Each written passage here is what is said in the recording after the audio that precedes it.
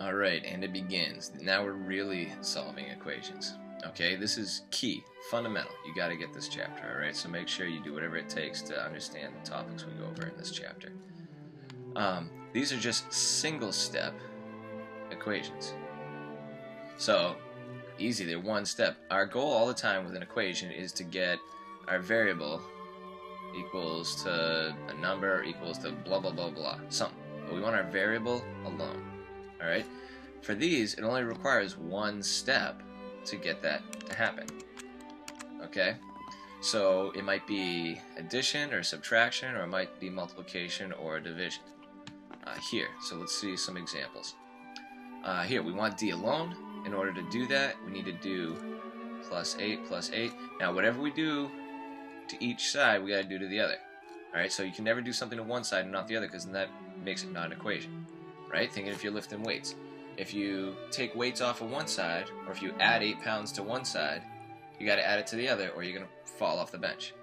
Alright, that's what we call balancing the equation. It means that you have to do the same thing to both sides all the time.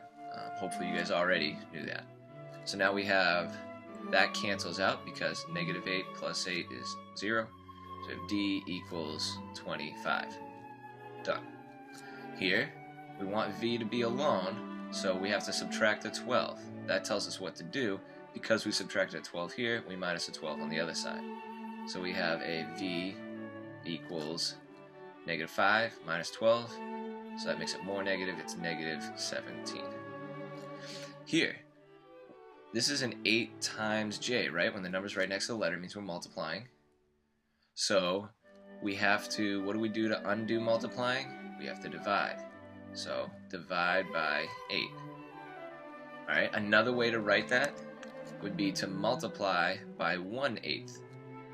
Right? Because dividing by 8 or multiplying by an eighth is the same thing. So 1/8 times this gives us just J.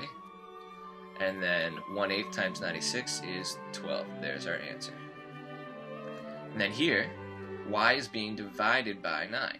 So what undoes division? Right? What undivides? Multiplying. So 9 times on both sides. So that reduces and gives us just a y. Negative 8 times 9 is negative 72. Alright, let's see a few more examples, and then you guys will have at your U-tries. There's only a few there, okay? So here, D is being divided by 3. So we got to undivide, which is multiplying. So 3 times, and it doesn't matter that the variable's on the right. That's, who cares? We're still just solving for the variable. Do the same things.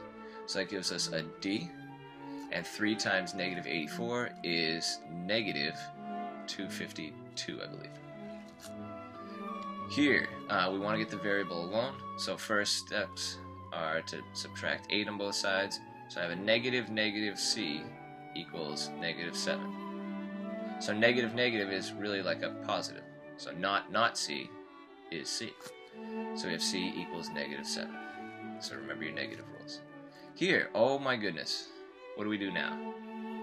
Do the same thing we did before, right? We're adding here, so we have to unadd, which is subtract. I can subtract 5/9. And I have to subtract 5/9 here. Since I don't have a common denominator, I need to get one. So let's cancel, and I got Q equals, so I gotta do, instead of 2/3, I need to multiply it, the top and the bottom, by a number that'll give me a 9 on the bottom. So I gotta multiply the top and the bottom by 3. So I get a 6/9 minus my 5/9 here. And that gives me Q equals 1/9. Alright, fractions are people too. So now we're multiplying by 1/5. The opposite of that would be to multiply by a 5. Alright, because 5 times 1/5, or 5/1 times 1/5, just reduces to 1p equals, multiplying our fractions here, 3 times 5 is 15/5, which reduces to a 3. I like to write it like this, p equals 3. You don't need that 1 there. It looks better without it. Alright, so unmultiply by 3.